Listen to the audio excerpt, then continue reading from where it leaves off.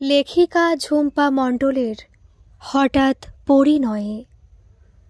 আমার মায়ের দেশের বাড়িতে ছোট্টবেলার বান্ধবী পুষ্পী মাসির মেয়ের বিয়েতে এসেছি। অনেক আগে নাকি সেই ছোটবেলাতে এসেছিলাম, আমার ঠিক মনে নেই। একদম গ্রাম্য এলাকা। বাস থেকে নেমে দুই পাশের ঝাউ গাছের শনশন হাওয়ার মধ্যে দিয়ে ভারী লাগেজ নিয়ে মাটির রাস্তার প্রায় 2 কিলোমিটার হাঁটতে গিয়ে আমার অবস্থা খারাপ হয়ে গিয়েছিল একদম। কিন্তু আমার মায়ের যেন ডানা লেগেছিল। এমনিতে হাঁটুর বাতের রোগী, আজ কিন্তু একটুও বাতের ব্যথা অনুভব করছে না। মনে মনে বুঝলাম একেই বুঝি দেশের টান বলে। অবশ্য এখানে পৌঁছে ওনাদের আন্তরিক ব্যবহার আর বড় 1 গ্লাস তরমুজের শরবত খেয়ে অভিভূত হয়ে গেছি আমি।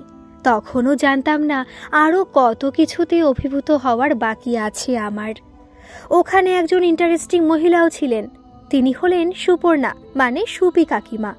পুষ্পী মাসিদের কেমনভাবে যেন লতায় পাতায় আত্মীয়া হন। একটা সময় এই গ্রামেই বাড়ি ছিল ওনাদের। এখন যদিও একটু দূরে শহরের দিকে বাড়ি করেছেন। আমার মতো একটা মিষ্টি স্মার্ট মেয়েকে দেখে অনুষ্ঠান বাড়ির অনেকেই যখন কতদিন পরে দেখছি কত বড় আর কি মিষ্টি হয়েছে দেখতে বলে খুব প্রশংসা করছিল, ঠিক তখনই উনি সবার সামনে মুখ বেঁকিয়ে একদিকের ভুরু উঁচিয়ে আমার মাকে বলেছিলেন, হ্যাঁ রে সুমনা, তোর মেয়েটাকে কি খেতে দিস না নাকি? নইলে এমন দড়ি পাকানো চেহারা হয়েছে কেন? গায়ে তো কিচ্ছু নেই, হাড়ের উপরে মাংস শুধু। মা প্রথমটা থতমতো খেয়ে তারপর নিজেকে সামলে নিয়ে আমার গম্ভীর মুখের দিকে তাকিয়ে অবশ্য বলেছিল, ও তুমি ঠিক বুঝবে না দিদি, একে স্লিম ফিগার বলে, আজকাল এটাই ফ্যাশন।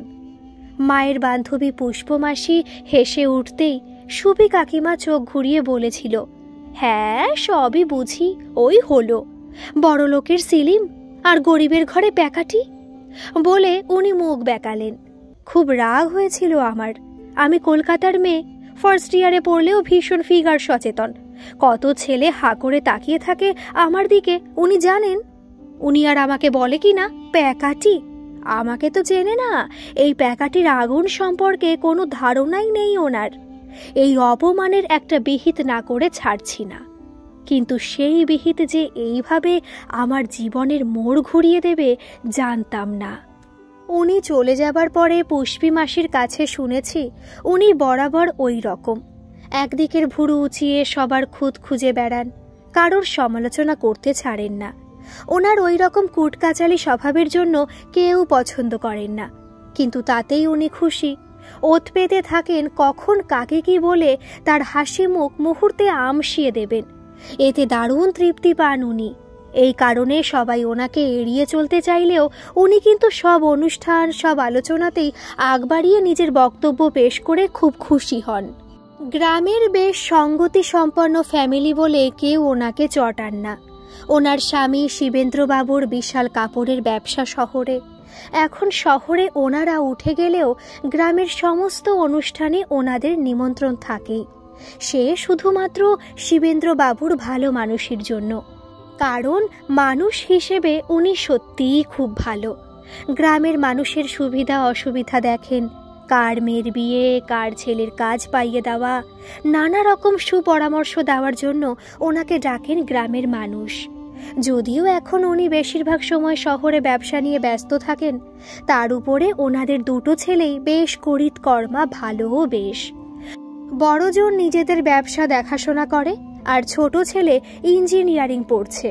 মুশকিল হলো স্বামীর পয়সা আর ছেলেদের গর্বে সুপি কাকিমার মাটিতে পা পড়ে না। এই জন্য এমন ব্যবহার ওনার। উনি জানেন ওনার উপরে কথা বলার মতো লোক এই গ্রামে কেউ নেই। তার উপরে নিজের নাক সিটকানো বাতিকের ঠেলায় আজ বছর 3 ধরে বড় ছেলে শিবায়নের জন্য মেয়ে খুঁজে পাননি। যে মেয়েকে দেখেন তাতেই মুখ কুচকানো, কোনো মেয়েই নাকি ছেলের যোগ্য নয়। তারপর যদিও নিজের পছন্দ হয় তো বড় ছেলে দেখা মাত্রই পছন্দ হয়নি বলে নাকচ করে দেয়। কেন যে ছেলেটা এমন করে ভেবে পান না তিনি। কত সুন্দরী মেয়ের সম্বন্ধ আনেন, কিন্তু ছেলের পছন্দ হয় না। আসল ব্যাপার হলো সারা গ্রামের মানুষের ভিতরের খোঁজ রাখলেও নিজের ছেলের মনের তলের খোঁজ পান না তিনি কিছুতেই। এই নিয়ে বাড়িতে মায়ের সাথে বড় ছেলের নিত্য ভীষণ অশান্তি। পুষ্পী মাসিরা তেমন বড় লোক নয়, মেসোমশাই নিজের অল্প কিছু জমি জমা দেখাশোনা করেন মাত্র। তাদের মেয়ে শিউলিদির বড় ঘরে বিয়ে হচ্ছে বলে সুপি কাকিমা অনেকবার পুষ্প মাসিকে নাকি জিজ্ঞেস করেছে, কি রে পুষ্পী, বামন হয়ে চাঁদে হাত বাড়াচ্ছিস, শেষমেশ সামলাতে পারবি তো? দেখিস আবার সমানে সমানে বেদিলেই ঠিক করতি। এমন অশুভ কথা শুনে পুষ্পী মাসির বুক ধক করে উঠেছিল। মৃদু কাষ্ঠ হাসি হেসে বলেছিল, মেয়েকে তো ঘটক দিয়ে পাত্রর বাড়ি থেকে পছন্দ করেছে, আমি আর কি করব বলো? মনে শুধু এটাই ভাবি, যার সাথে যার যেখানে লেখা আছে সে কি আর আমি ঠিক করতে পারি দিদি? শুনে মুখ বেঁকিয়েছিলেন তিনি, যদিও এটি তার মুদ্রা দোষ। আমার কিন্তু শিউলিদিকে দেখেই বেশ পছন্দ হয়ে গিয়েছিল। নামের মতোই স্নিগ্ধ মুখটা, শ্যামলার উপরে ভারী মিষ্টি, চোখ দুটোতে যেন কথা বলে, তবে এমনিতে ভীষণ চুপচাপ। বুঝেছিলাম আমাকেও শিউলিদির পছন্দ হয়েছিল বেশ। বিয়ে বাড়ির হইচইয়ের মধ্যেও ওর বিষণ্ণ মুখটা দেখে আমার মনে হয়েছিল শিউলিদি এই বিয়েতে খুব একটা রাজি নয়। বিয়ের আগের রাতে একসাথে শুতে গিয়ে আমার সাথে কিছুক্ষণ প্রাণের গল্প করার সুযোগ হয়েছিল শিউলিদির। কেন জানি না, একান্তে আমার সাথে কথা বলতে বলতে ও হঠাৎ কেঁদে ফেলল। তারপর অনেক জিজ্ঞেস করার পর যেটুকু বুঝলাম, গ্রামেরই শিবু নামে একজনকে মনে মনে ভীষণ পছন্দ করে ও। সেও হয়তো করে, কিন্তু কেউ কাউকে বলতে পারেনি আজও। গ্রামের দিকের বাড়ি, লোকজন সব ওত পেতে থাকে অন্যের হাড়ির খবরের খোঁজে, তাই তাদের ভালোবাসা প্রকাশ করা আর হয়ে ওঠেনি। ছেলে ব্যবসার কাজে কলকাতায় থাকে, মাঝে মাঝে আসে। পছন্দ বলতে দূর থেকে দুজন দুজনের দিকে তৃষিত দৃষ্টিতে তাকিয়ে থাকা, এছাড়া আর কিছুই এগোয়নি। তাছাড়া শিউলিদি জানে এই সম্পর্ক কখনোই সম্ভব নয়। ওদের থেকে ছেলেরা অনেক বড় লোক, মেনে নেবে না এই সম্পর্ক ছেলের বাড়িতে। কেউ জানতে পারলে হুলুস্থুল হবে। এরপরে শিউলিদির সাথে আলাদাভাবে আর কিছু শোনার সুযোগ হয়নি আমার। তবে খুব বুঝেছিলাম দুজন ভালোবাসার মানুষ দুজনের কাছে সেইভাবে প্রকাশ হবার আগেই শিউলিদির বিয়ের পাকা কথা কমপ্লিট। শুনে একটা দীর্ঘশ্বাস ফেললাম আমি। বুঝলাম অনেক না হওয়া প্রেমের দলে ওদের ভালোবাসাটাও পড়ে গেল। খুব খারাপ লাগলো আমার, মায়া লাগলো শিউলিদির জন্য, কিন্তু এখন তো আর কিছু করার নেই। ওর বিয়ের সাজের দায়িত্ব আমার উপরেই পড়েছে। বিয়ের দিন আমি সকালের দিকে ওর হাতের উল্টো দিকে সুন্দর কলকা করে মেহেন্দি পরাচ্ছিলাম। সেখানে আরও কিছু কৌতূহলী মেয়ে বউও ছিল। এমন সময় সুপি কাকিমা প্রায় হুমড়ি খেয়ে পড়ল আমার গায়ের উপরে। ওনার ঠেলায় মেহেন্দি গেল ঘেটে। সেদিকে তাকিয়ে নিজের ভুল বুঝতে পেরে ও ঠোঁট উল্টে বলল, ও অত বোঝা যাবে না, এমনিতেই কালোকুলো মেয়ে, তার উপরে হাতের উল্টো পিঠে রং বিশেষ ফোটেও নি। রাগে আমার মাথাটা দপ করে উঠল যেন। না বলে থাকতে পারলাম না, বললাম, আপনার নিজের তো একেবারে সোনার বর্ণ দেখছি। বসে থাকা মেয়েগুলো মুখ চেপে হেসে ফেলল আমার কথায়। সুপি কাকিমা একবার তাদের দিকে তাকিয়ে একটা ভুরু তুলে কটমটিয়ে তাকালো আমার দিকে। বুঝলাম বেজায় খেপেছেন। এমন সাহস বুঝি আজ পর্যন্ত হয়নি কারোর। মুখে বলল, একটুখানি মেয়ে, বড্ড মুখে মুখে কথা বলে তো। তারপর দুমদাম বেরিয়ে গেল ঘর থেকে। অন্য মেয়ে বউরাও সবাই বলল, বেশ হয়েছে, ঠিক হয়েছে, খুব দজ্জাল নাকি উনি। আবার সন্ধ্যের আগেই একেবারে সেজেগুজে এসে হাজির। ক্যাটকেটে সবুজ রঙের সাথে কটকটে লাল রঙের ডিজাইন করা ব্লাউজ, সবই দামি, কিন্তু তবুও এই চোখ ব্যথা করা রং বেরঙের সাজে আমার ভীষণ হাসি পেল। তার উপর শিউলিদিকে যতক্ষণ সাজিয়েছি কাকিমা কিন্তু এক চুলও নড়েননি ওখান থেকে। বসে বসে সামনে এটা ওটার খুঁত ধরছেন। আমি এক সময় ওনার দিকে তাকিয়ে বললাম, আপনি সাজাবেন, আসুন না। উনি হাত নেড়ে বললেন, না বাছা, নিজের অত সাজার শখও নেই, আবার সাজানোরও শখ নেই মোটে, বলে বাইরের দিকে পা বাড়ালেন। কিন্তু আবার ঠিক মিনিট পাঁচেক পরে উপস্থিত। গয়না পরানোর সময় উনি মুখ বেঁকিয়ে শিউলিদির নাকের দিকে তাকিয়ে বললেন, এই বোচা নাকে ওই সানিয়া মির্জা মোটে মানায়নি, এটাকে দিল রে শিউলি। উত্তরের অপেক্ষা না করেই কানের ঝুমকো ধরে টেনে বললেন, আর একটু ভারী হলে তবে মানাতো, বড্ড হালকা পলকা। নেকলেস পরাতে যেতেই সেটা নিজের হাতে নিয়ে মুখ বেঁকিয়ে রেখে বলল, মা, সেটি গোল্ড শেষ পর্যন্ত? বুঝলাম এই জন্য ওনার এতক্ষণ বসে থাকা। মনে মনে অতিষ্ঠ হয়ে উঠছিলাম আমি।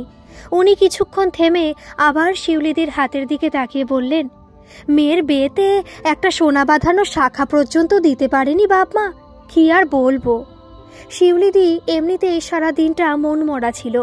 সুপি কাকিমা এলেই দেখছি ও কেমন অস্বস্তি ফিল করে। তার উপর এনার এখনকার ব্যবহারে মনে হয় আরও মিয়ে গেল যেন। আমি বিরক্ত হয়ে একটা বাচ্চা মেয়েকে দিয়ে আমার মাকে ডেকে পাঠালাম, যদি এখান থেকে বিদায় করতে পারে ওনাকে। মুখে বললাম, তা কাকিমা, আপনি শিউলিদির বিয়েতে কি গিফট করছেন শুনি? কানের নাকি হাতের? উনি আমার দিকে তাকালেন। এই রকম প্রশ্ন মোটেই আশা করেননি বোধ হয়। বুঝলেন আমি মেয়েটা মোটেই সুবিধার নই।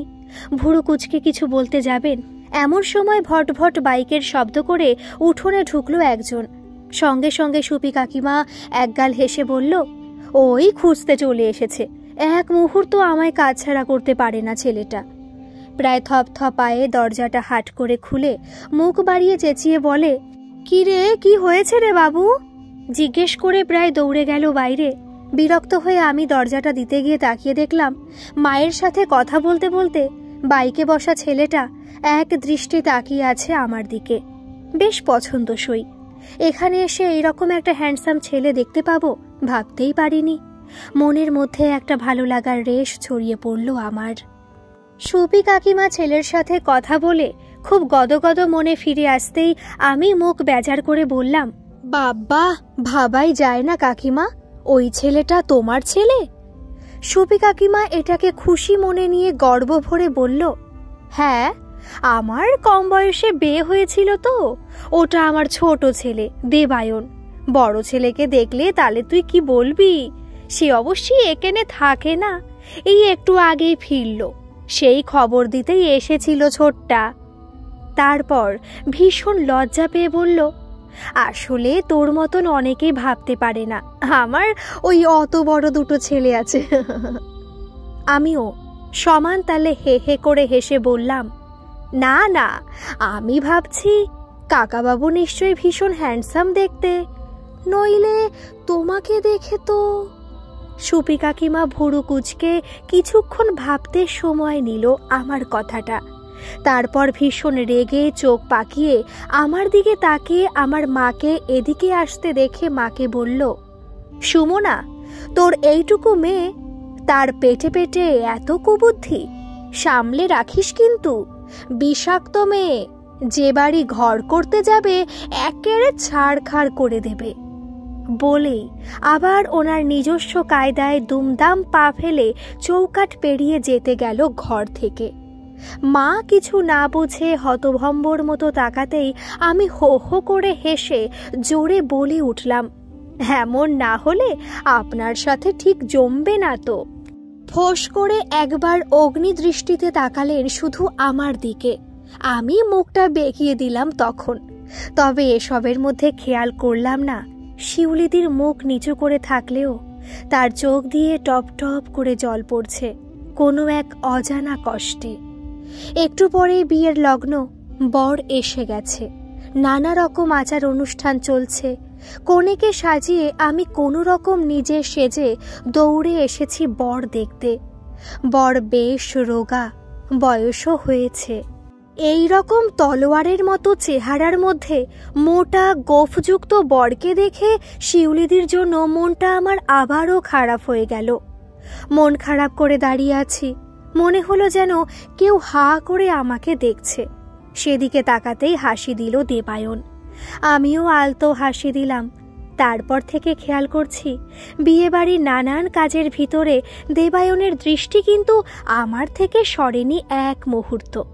যতবার আমি তাকাই চোখে চোখ পড়তেই আলতো অপ্রস্তুত হাসি দিচ্ছে ছেলেটা। বেশ ভালো লাগছিল আমারও। ও মা, কি সাহস! এক ফাঁকে এসে আমায় গোলাপ দিয়ে গেল।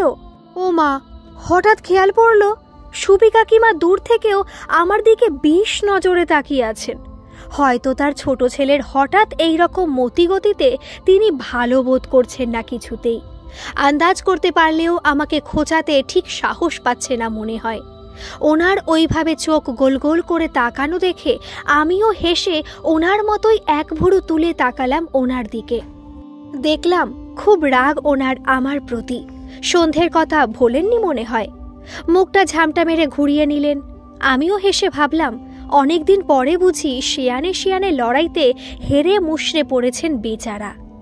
হঠাৎ দেখি ছেলের বৌদি একটু আগেই মেয়েদের তরফ থেকে দেওয়া ছেলের গলার সোনার হারটা নিয়ে ডান হাতের তালুর উপরে নাচিয়ে নাচিয়ে তার ওজন যাচাই করছে মুখ বেঁকিয়ে। মুখ দেখে বোঝা গেল মোটেই প্রসন্ন নন তিনি। দেখে আমার চোখ কপালে উঠে গেল। এমনটা ভাবাই যায় না।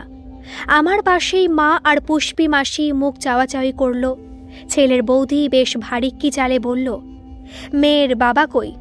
এত কম সোনা দেবার তো কথা ছিল না। লোক ঠকানো বিদ্যে ভেবেছ বুঝতে পারবো না? একবার বিয়ে হয়ে গেলে তো আর কিছু করার থাকবে না। চালাকি আমার সাথে। আমিও শ্যাকরা বাড়ির মেয়ে। কই মেয়ের বাবা? সুপি কাকিমা ছেলের বৌদির কাছে দৌড়ে গেলেন মেসোমশাইয়ের আগে। কই দেখি দেখি বলে হারটা দেখে মেসোমশাইকে ঠোঁট উল্টে বললেন, সত্যি কি যে করো তোমরা, এত হালকা সোনা কেউ দেয়? যতই হোক বিয়ের স্মৃতি বলে কথা। ছেলের বৌদি সেই সাপোর্ট পেয়ে আরও নেচে উঠল যেন। মেসোমশাই ব্যথিত মুখে হাত জড়ো করলেন ছেলের বৌদির দিকে, অন্যান্য কন্যাদায়গ্রস্ত পিতার মতো। উপস্থিত গ্রামের সবাই ছিছি করে উঠল সুপি কাকিমার ব্যবহারে। এমন সময় দেবায়ন ভীষণ বিরক্ত হয়ে মায়ের কাছে এসে, কি হচ্ছে মা বলে তিরস্কার করতে সুপি কাকিমা মুখ গোমরা করল। এদিকে মেয়ের বাবার অসহায় অবস্থার দিকে তাকিয়ে ছেলের বৌদি আরও গলা উঁচিয়ে ঘোষণা করলেন, ছেলে নিয়ে তিনি চলে যাবেন এক্ষুনি, এ বিয়ে হবে না। মেসোমশাই তার পায়ে আছড়ে পড়লেন প্রায়। সানাই বন্ধ হলো, শোরগোল শুরু হলো। পুষ্পী মাসি হঠাৎ দরাম করে পড়ে গেল সেখানেই অজ্ঞান হয়ে। আমার মা তাড়াতাড়ি জল ঢালতে লাগলো তার মাথায়। আমি হতচকিত।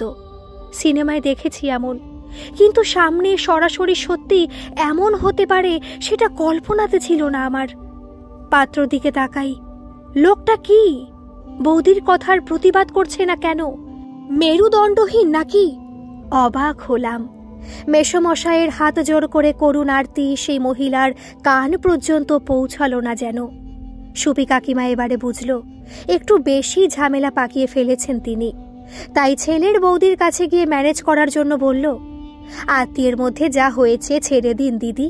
লগ্নভ্রষ্টা করিয়ে একটা মেয়ের এত বড় সর্বনাশ করবেন না। ছেলের বৌদি সুপি কাকিমার দিকে ভুরু কুচকে তাকিয়ে বলল, আপনি এসব বলার কে শুনি? যে সে লোকের কথা আমি শুনতে চাই না। সুপি কাকিমা যে সে লোক? এই অপমান এত লোকের সামনে ঠিক হজম করতে পারলেন না তিনি। মুখ হাড়ি করে পুষ্পী মাসির কাছে গিয়ে তার ভিজে মাথায় হাত বোলাতে বোলাতে কাঁদো কাঁদো স্বরে বলল, এই জন্যই আমি আগেই তোকে বলেছিলাম নিজেদের সামর্থ্য দেখে বিয়ে দিতে। এবারে কি করবি? পরিস্থিতি দেখে আমার অবস্থা যা তা। রাগ হলেও হঠাৎ যেন মন চাইল এই রকম বিয়ে ভেঙে যায় যাক। কিন্তু অবশেষে গ্রামের উপস্থিত বয়স্ক মানুষদের উপরোধ অনুরোধেও আর প্রতিশ্রুতি দিতে হলো বিয়ের 1 মাসের মাথায় কথা মতো ভারী সোনার হার আর একটা বাইক অবশ্যই দিতে হবে পাত্রকে। তবে সেই মহিলা নিমরাজি হল। যথারীতি আবার সানাই বেজে উঠল। বিয়ের আসরে বরকে বসানো হলো। সবকিছু স্বাভাবিক। একটু পরেই শিউলিদিকে আনতে যেতেই মেয়ে আসতে চাইল না কিছুতেই। এতক্ষণের সব ঘটনা তার কানে গেছে, তাই মেয়ে বেঁকে বসেছে এই বিয়ে করবে না বলে। এই অভাবনীয় ব্যাপারে বিয়ের আসরে ফের বজ্রঘাত হলো যেন। মেয়ের স্পর্ধা দেখে অবাক হলো উপস্থিত সবাই। পাত্র আর পাত্রের বৌদির চোখ গোল হয়ে গেল। এটা তো তারা স্বপ্নেও ভাবেনি। মনে মনে খুব খুশি হয়ে শিউলিদিকে শ্রদ্ধা না করে পারলাম না আমি। পুষ্পমাসি আর মেসোমশাই দৌড়ে গেল মেয়ের কাছে। বোঝানোই কাজ না হওয়ায় মেসোমশাই বকাবকি করছে মেয়েকে আর মাথা চাপড়াচ্ছেন, এই রকম নিজের সর্বনাশ করিস না মা এই বলে। কিন্তু শিউলিদির এক গো, তার বাবাকে আর অপমান হতে দেবে না সে। তাছাড়া এত জিনিস কোথা থেকে দেবে তার বাবা? তার জন্য ভিটে বেচতে দেবে না তার বাবাকে সে কোনো মতেই। এই সময় সুপি কাকিমা পাত্রের বৌদির কাছ থেকে হওয়া নিজের অপমানিত মন জাগ্রত হয়ে উঠল। চেঁচিয়ে বলল, ঠিকই তো বলেছে শিউলি মা। বৌদির কথায় ওঠে বসে যে ছেলে, সে কেমন ছেলে দেখো, ভেতরে ভেতরে নিশ্চয়ই কোনো লটঘটো আছে। সবাই থ। এই কথা সর্বসমক্ষে এইভাবে সুপি কাকিমার পক্ষেই বলা সম্ভব। পাত্রের বৌদি এই কথা শুনে প্রায় লাফাচ্ছে রাগে। যদিও সবার অনুরোধে নিমরাজি হয়েছিল, এখন আর নয়। যথেষ্ট অপমান হয়েছে। বর বৌদির ইশারায় ততক্ষণে টোপর খুলে ফেলেছে। গাড়িতে বসে চলে যেতে গিয়ে দেখে গ্রামের নচ্ছার ফচকেগুলো কখন গাড়ির চাকার হাওয়া খুলে দিয়েছে।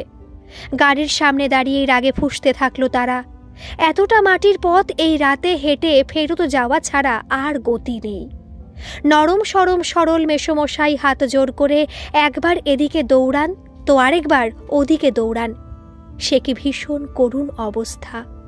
গ্রামের ছেলেরাও খুব রেগে গিয়েছিল। এত বড় সাহস! বিয়ে দিতে হবে না ওই ছেলের সাথে। কিছুক্ষণের মধ্যে দেবায়ন আর গ্রামের ছেলেরা মিলে এসে খবর দিল পাত্র রেডি করেছে তারা। ওই ছেলে বিয়ে না করলেও মেয়েকে লগ্নভ্রষ্ট হতে দেবে না তারা কিছুতেই। ছোট ছেলের এই রকম কাজে সুপি কাকিমার গর্বে চোখ মুখ উজ্জ্বল হলো। আমারও কেন জানি না দেবায়নের প্রতি আরও ভালো লাগায় ভরে গেল মনটা। সুপি কাকিমা উত্তেজিত হয়ে ছোট ছেলেকে ইশারায় ডেকে বলল, বর তো পালাচ্ছে, ওর গলা থেকে সোনার চেনটা এনে ওই ছেলেটাকে পরিয়ে তার সাথে বিয়ে দে। আমাকে অপমান, বুঝবে ঠেলা। দেবায়ন যথা আজ্ঞা ভঙ্গিতে তাড়াতাড়ি বের হতে গিয়েই দরজার কাছে আমার সাথে ধাক্কা খেল।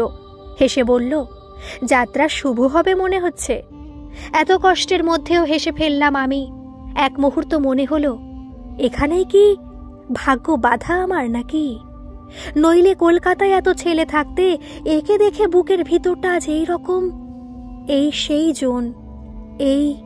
সেই জন অনুভূতি হচ্ছে কেন? ঠিক হয়েছে, পাত্র নিয়ে এলে পরের লগ্নেই বিয়ে। শিউলিদির কাছে গেলাম। সে কঠিন মুখে বসে আছে, চোখের কোণে জল। সেই সঙ্গে পুষ্পী মাসিও চিন্তায় বিছানা নিয়েছেন। মেসোমশাই চুপ করে মাথায় হাত দিয়ে বসে আছেন বারান্দায়।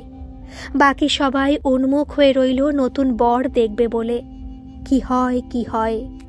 এই কঠিন পরিস্থিতির মধ্যে বর এসেছে বলে চেঁচামেচি হতেই শিউলিদির দিকে তাকিয়ে দৌড়ে গেলাম আমি। টোপর পরে যাকে দেখলাম, দেখার মতো ছেলে। শ্যামলা, বেশ লম্বা চওড়া। এনার গোঁফ থাকলেও মুখশ্রী বেশ সুন্দর। কিন্তু ছেলেটাকে আমার যেন খুব চেনা লাগলো। কার সাথে যেন মুখের মিল। আমি আরো কিছু ভাবার আগেই বর দেখে সুপি কাকিমা, ও মা, এ কি হলো বলে আটকে উঠে মাথা চাপড়ে ধপ করে বসে পড়লেন পাশের চেয়ারে। আমার মা আবার জলের মগ নিয়ে দৌড়ালো সুপি কাকিমার দিকে। আমি কিছুই বুঝলাম না। লোকের মুখে কানাঘুষো শুনলাম যা, তাতে আমার চক্ষু চড়ক গাছ। মনে মনে পুলকিত হলাম সুপি কাকিমার দিকে তাকিয়ে। দেবায়নের বাবা স্বয়ং শিবেন্দ্রবাবু সবকিছু শুনে গ্রামের মেয়েকে তিনি থাকতে লগ্নভ্রষ্টা হতে দেবেন না বলে তড়িঘড়ি করে নিজের বড় ছেলে শিবায়নকে পাত্র সাজিয়ে এনেছেন বিয়ে দেওয়ার জন্য। সঙ্গে হাসি মুখে দেবায়ন। এতক্ষণে বুঝলাম বরকে চেনা লাগছিল কেন। দেবায়নের মুখটা বসানো, শুধু গোফের তফাত। আমি দেখে ভাবলাম, আগের জন বিদায় হয়ে ভালোই হয়েছে। শিউলিদির সাথে এরকম ছেলেই মানায়। ছেলের মুখের দিকে তাকিয়ে দেখলাম শুধু বাবার আদেশ পালন করতে বিয়েতে রাজি। দেখে তা মোটেই মনে হলো না। আজই সন্ধেবেলা কলকাতা থেকে বাড়ি ফিরে এসেছে ছেলেটা, কিন্তু ক্লান্তির ছাপ কোথাও নেই তার চোখে মুখে। উজ্জ্বল হাসি মুখ দেখে বোঝাই যাচ্ছে বেশ খুশি সে এই ঘটনায়। একজনের মুখে, আরে আমাদের শিবুই বর। নামটা শুনে চমকে উঠলাম আমি। এই কি সেই শিবু শিউলিদির মুখে শুনেছিলাম? যার পরনায় খুশি হয়ে দৌড়ে গেলাম শিউলিদির কাছে। কানের কাছে ফিসফিসিয়ে বললাম, বরের নাম শিবু, সুপি কাকিমার বড় ছেলে। পাত্রের নাম শুনে শিউলিদি অবাক বিস্ময়ে আর অপ্রত্যাশিত আনন্দে আর লজ্জায় লাল হলো। মুহূর্তে ওর চোখে জল। এই আনন্দ অশ্রু দেখে আমি আনন্দে জড়িয়ে ধরলাম ওকে। বিয়ে নির্বিঘ্নে কাটল। সকালে শিউলিদি শ্বশুরবাড়ি যাওয়ার আগে দেবায়ন এক ফাঁকে এসে আমায় বলল, জানি না আমি আপনার পছন্দের তালিকায় আছি কিনা, একটু জানালে ভালো হয়। সেই বুঝে এগোতাম আসলে। এরকম ভাবে সরাসরি প্রপোজ, কি সাহস! বলে আমি ওর দিকে তাকিয়ে গম্ভীরভাবে ঘ্যাম নিতে গিয়েও হেসে ফেললাম আমি। দেবায়ন এতে কি বুঝলো জানি না, আমি কিন্তু বুঝলাম আমি মরেছি। শিউলিদির বিয়ের পরে বাড়ি ফিরে এসেছি মাস 3 হলো, কিন্তু আমার যে কি হয়েছে, মনটা উদাস হয়ে থাকে সব সময়। কেমন যেন সব সময় ফাঁকা ফাঁকা ভাব, কি যেন নেই। পৃথিবীটা সাদা কালো হয়ে গেছে মনে হচ্ছে। প্রেমের গান শুনলেই কেঁদে ফেলছি, ভালো লাগছে না কিছুই। অল্পতেই বিরক্ত হয়ে উঠেছি। মাঝে মাঝে বুকের ভিতরটা হু হু করে উঠছে, কান্না পাচ্ছে। শিউলিদি ফোন ব্যবহার করে না, তাই যোগাযোগও করতে পারছি না। সারাক্ষণ কি করি, কিভাবে করি ভাব। এদিকে কলেজের কোনো ছেলের দিকে আমার আর তাকাতেই ইচ্ছে করে না। শুধু বারবার একটা ফিচকে হাসি মুখই চোখের সামনে ভাসছে। এটা যে কি হচ্ছে আমার কিছুতেই বুঝতে পারছি না আমি। আমার মতো সদা ছটফটে মেয়েটা কেন যে এমন নেতিয়ে পড়েছে বুঝতে পারছে না আমার বন্ধুরা, আর সেই সঙ্গে আমার মাও। বারবার এসে মাথায় হাত বুলিয়ে শরীর ঠিক আছে কিনা জিজ্ঞেস করে যাচ্ছে। আসলে মাকে কিভাবে বলি যে শরীরে কিছু হয়নি, এ আমার মনের রোগ। সেদিন দুপুরে কলেজ থেকে ফিরে ঘরে ঢুকে অবাক হয়ে দেখি ডাইনিং রুমের সামনে দাঁড়িয়ে শিউলিদি। উফ, কেমন যেন এক ঝলক অক্সিজেন পেলাম। ভীষণ আনন্দে শিউলিদি বলে চেঁচিয়ে ওকে জড়িয়ে ধরে নাচতে থাকলাম কিছুক্ষণ। মা আমাদের দুজনকে দেখে হেসে বাঁচে না। এতদিন মেয়ের মুখে যে হাসি ফুটল, এতেই মা খুশি। মনের আনন্দে মা রান্নাঘরে ভিতরে খাবারের ব্যবস্থা করতে যেতে মনে মনে ভাবছি, শ্বশুরবাড়ি থেকে একা একা কিভাবে এলো শিউলিদি এতটা পথ? নিশ্চয়ই শিবায়নদা দিয়ে গেছে। পরক্ষণে ভাবলাম, ওকে আমার মনের অবস্থার কথা বলবো কিনা। দেবায়ন ছাড়া আর কিছু ভাবতে পারছি না আমি। মনে হয় প্রেমে পড়েছি। ও মা, মনে করতে না করতেই দেখি পাশের অ্যাটাচড বাথরুম থেকে দেবায়নের আবির্ভাব। আমি জাস্ট থমকে গেছি। আমি ওর দিকে হা করে তাকিয়ে চোখ নামিয়ে এবারে একবার শিউলিদির দিকে তাকালাম। এই রকম মনের মানুষের অপ্রত্যাশিত আবির্ভাবে আমার বুকের ভিতরটা এবারে লাবডুব লাবডুব শব্দ করছে জোরে জোরে। শিউলিদি মনে হয় আমার মনের অবস্থা বুঝতে পেরে আমার হাতে আলতো চাপ দিয়ে ইশারা করল। ভুরু নাচিয়ে আস্তে করে মুচকি হেসে বলল, ওর জন্যই আশা। উফ বাবা, তোর সাথে দেখা করবে বলে পাগল করে দিচ্ছিল আমাকে। বেচারার একেবারে দেবদাসের মতো অবস্থা। আমার মতো স্মার্ট মেয়েরও কেমন যেন লজ্জা হলো। বুকের মধ্যে ওঠানামা, দুরু দুরু ভাব। দেবায়ন এবারে সামনের সোফায় বসে এক দৃষ্টিতে আমার দিকে তাকিয়ে আলতো হেসে বলল, বৌদি, তোমার বোনের চোখের তলায় কালি কেন? আমি নিজেকে সামলে নিয়ে মৃদু হেসে বললাম, শিউলিদি, ঠিক যে কারণে তোমার দেওরের এমন শুকিয়ে যাওয়া মুখ, সেই কারণেই আমার চোখের তলায় কালি। শিউলিদি হেসে ফেলল, বলল, তোরা দুটিতে যেমন দেব তেমনি দেবা। দেবায়ন হেসে উঠল হো হো করে। তারপরে খেতে খেতে কিছুক্ষণ আড্ডা দিয়ে শিউলিদির ভীষণ আবদারে যেন জোর করে তার সাথে কদিনের জন্য নিয়ে যাওয়ার কথায় আমি অনেক কষ্টে নিমরাজি হলাম। এমন ভাব দেখিয়ে মাকে বললাম, ও মা, ঘুরে আসবো নাকি? মাও মেয়ের কদিনের মুখভার লাঘব হবে বলে নির্দ্বিধায় রাজি হয়ে গেল। সারা রাস্তা দেবায়নের সাথে চোখাচোখি হলো। এই মুহূর্তে আমার মনের ভার কমে গেছে, হালকা লাগছে ভীষণ। কিন্তু মনের মধ্যে মাঝে মাঝেই উকি মারছিল সুপি কাকিমার গোমরা মুখটা। আহা, কতদিন দেখিনি। শিউলিদিকে ভালো করে লক্ষ্য করলাম, সুখের ছোঁয়ায় এই কমাসেই একটু যেন মুটিয়েছে। কি করে যে দূর সম্পর্কের শিউলিদি ওই বিয়ের দুদিনেই এত কাছের দিদি হয়ে গেছিল আমার বুঝতে পারিনি।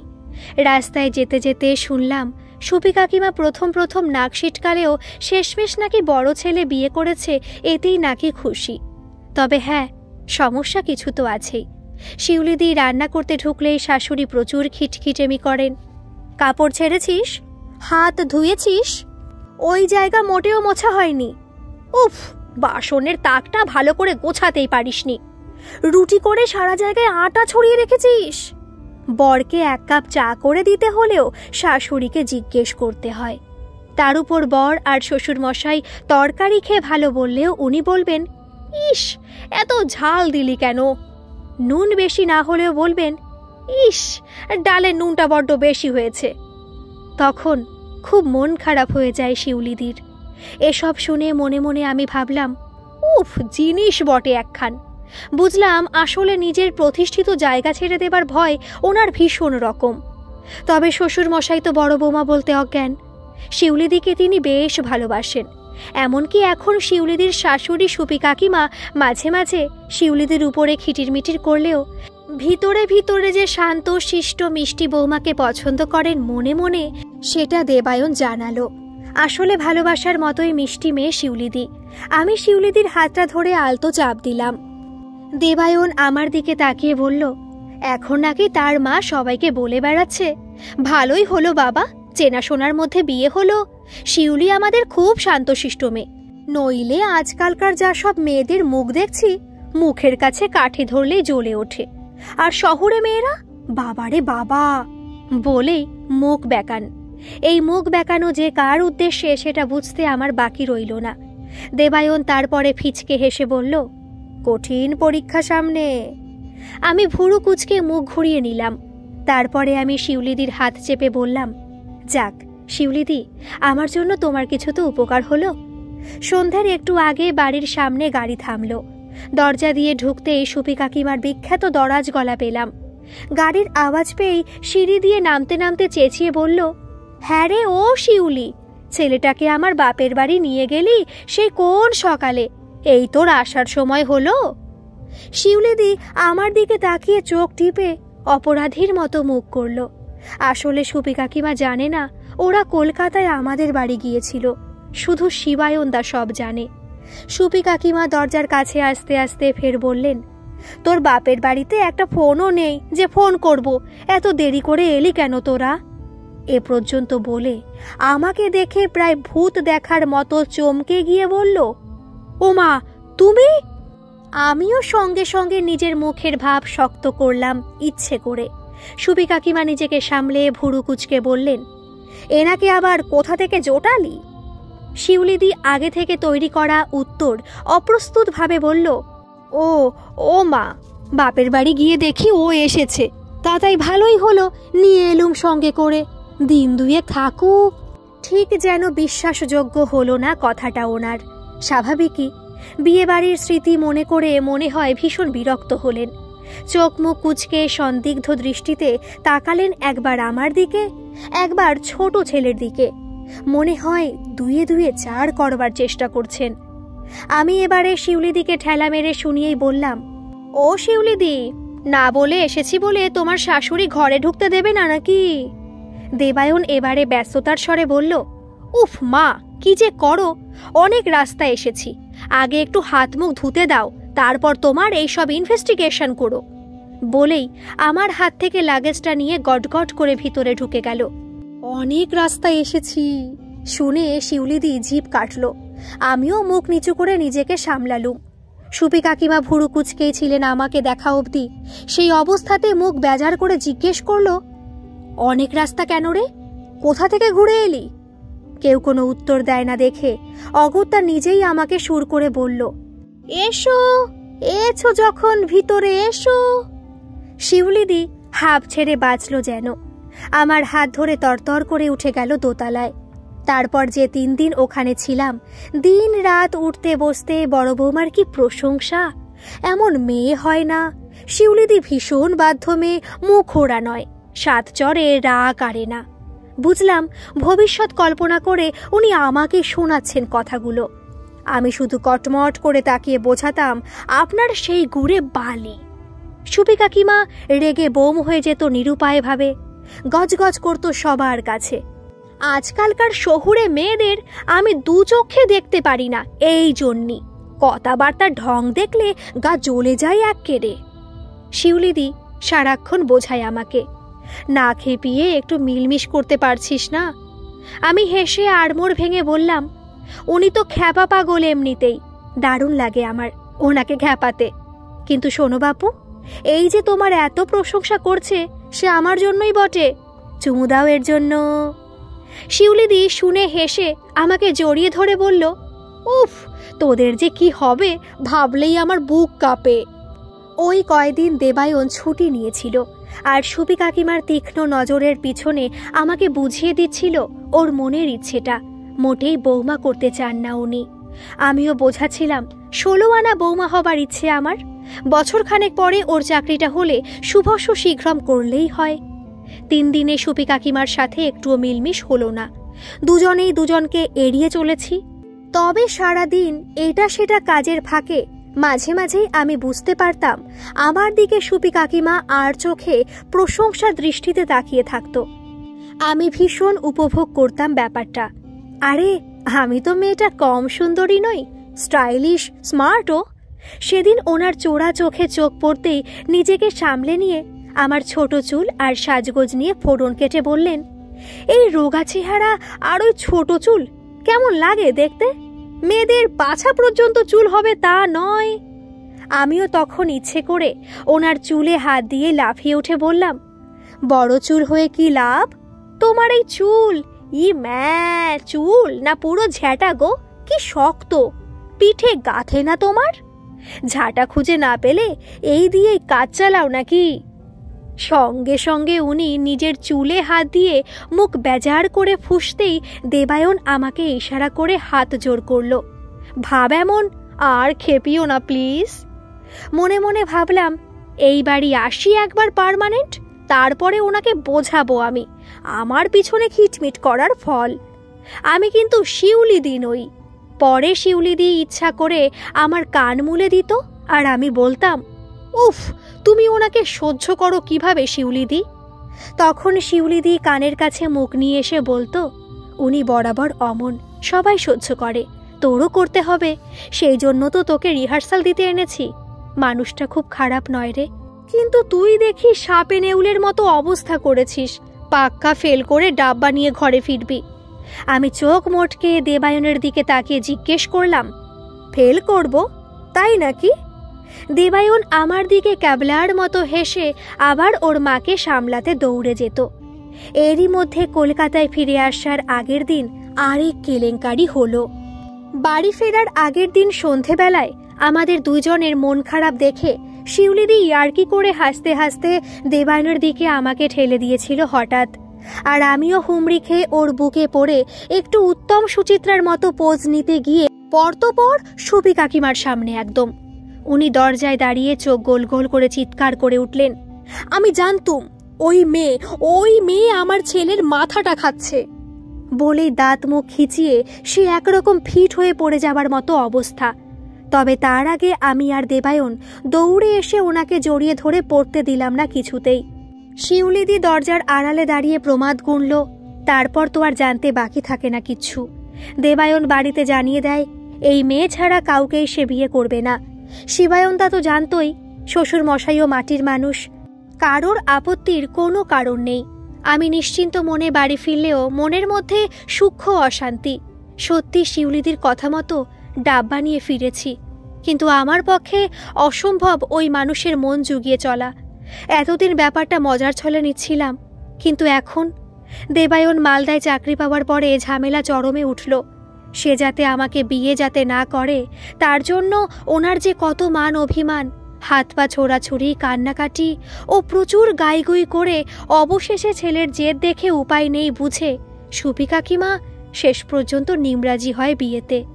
2 ছেলের একজনেরও নিজে মেয়ে দেখে বিয়ে দেওয়ার সৌভাগ্য হলো না, এই নিয়ে নাকি প্রায় মাথা চাপড়ান উনি। শিউলিদি নাটের গুরু বলে প্রায় কথা শোনান, কিন্তু বাড়ির অন্যান্যদের ভয়ে বিশেষ কিছু করতে পারেন না। আমার বিয়েতে অবশ্য কোনো গোলমাল হয়নি, কিন্তু সে যে কি গম্ভীর মুখে উনি বরণ করেছিল আমায়, উফ, ভাবলেই হাসি পায় এখনো। পারলে বরণ করার সময় বরণ ডালা দিয়ে ঠুকে দিত আমার মাথা। বিয়ের প্রথম থেকে শাশুড়ি বৌমা দুজন দুজনকে বিন্দু মাত্র সহ্য করতে পারতাম না। আমি ভাবতাম কবে দেবায়ন ওর সাথে মালদায় আমায় নিয়ে চলে যাবে।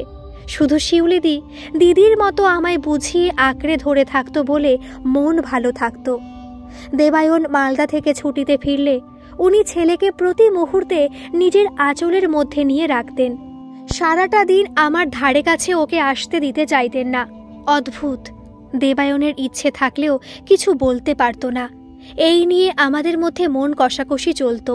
সারাদিনে একটু সময় পেলে দেবায়ন আমার কাছে এলেই উনি নানান অছিলায় ছেলেকে হাঁক দিতেন, বাবু। নিরুপায় বাবুও আমায় ছেড়ে, এই লক্ষ্মীটি রাগ করো না, একটু আসছি বলে দৌড়াতো মায়ের কাছে। ভীষণ বিরক্ত আমি একদিন রেগে গিয়ে, দরকার আছে তোমার সাথে বলে ওনার সামনে থেকে দেবায়নের হাত ধরে টানতে টানতে ঘরে এনে খিল দিয়েছিলাম। এমন নির্লজ্জতার কথা উনি ভাবতেই পারেননি। যথারীতি ভিতরে ভিতরে জ্বলছিলেন খুব। সংসারে ঠান্ডা লড়াই প্রতিনিয়ত, কথা বলা বন্ধ প্রায়।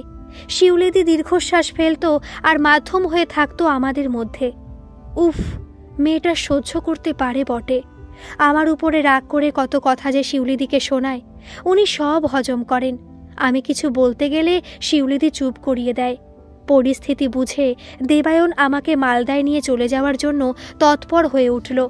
আমিও মনে মনে প্রস্তুত, কিন্তু এত সহজে এত তাড়াতাড়ি তো সব কিছু সম্ভব নয়। আমাদের এই ঠান্ডা লড়াইয়ের মধ্যে উনি হঠাৎ একদিন পা পিছলে পড়ে পা মচকে ফেললেন ভীষণ রকম। আমি ধরে ধরে বিছানায় আনলাম, প্লাস্টার হলো। ডাক্তার সম্পূর্ণ রেস্টে থাকতে বললেন। এরপরে শিউলিদি রান্নাঘরে দায়িত্ব নিল পুরোপুরি।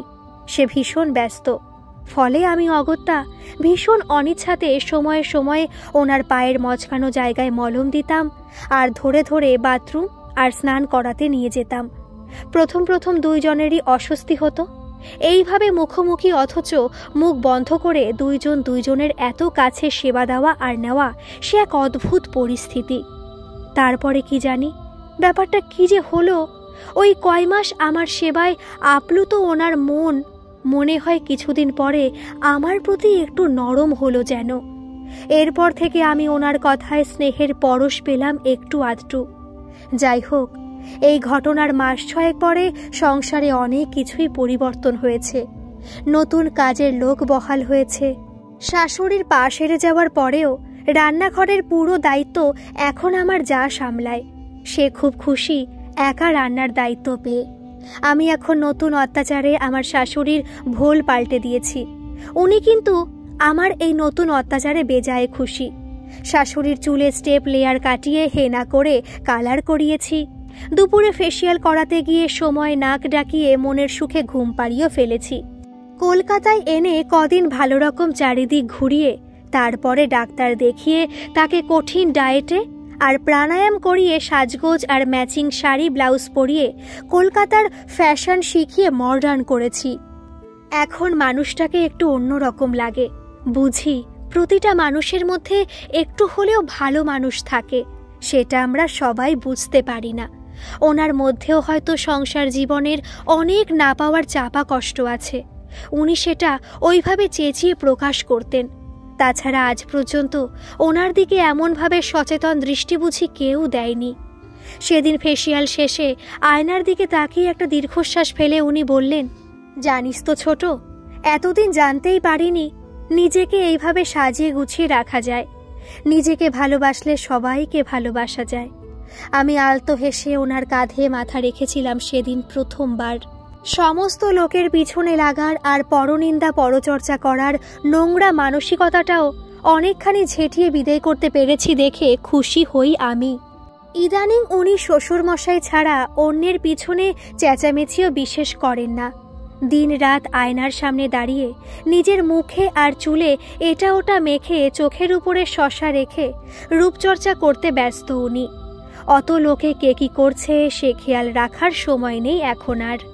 সেদিন দুপুরে শ্বশুরমশাই দোকান থেকে একটু আগে ফিরে আসার পথে 500 কুচো চিংড়ি কিনে ঘরের মধ্যে ঢুকেই শাশুড়ির মুলতানি মধু মাখা সাদা মুখ আর মাথায় চুর করে হেনা মাখা চুল দেখে বেজায় চমকে গিয়ে আঁতকে উঠে বলেছিলেন, এ মা, এটা কে রে?